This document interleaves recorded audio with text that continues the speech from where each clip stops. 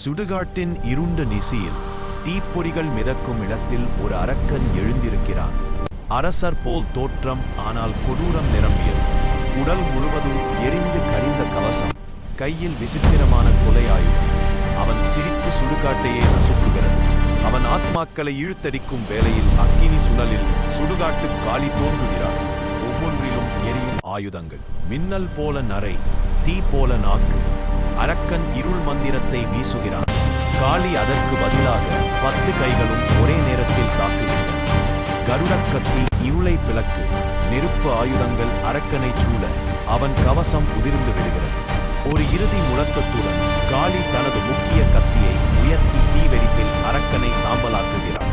மண்டையோடு மாலையே தூளாகி காற்றில் விடுதலை பெற காளி தீயில் ஒளிர்ந்து மறைந்து செல்கிறாள்.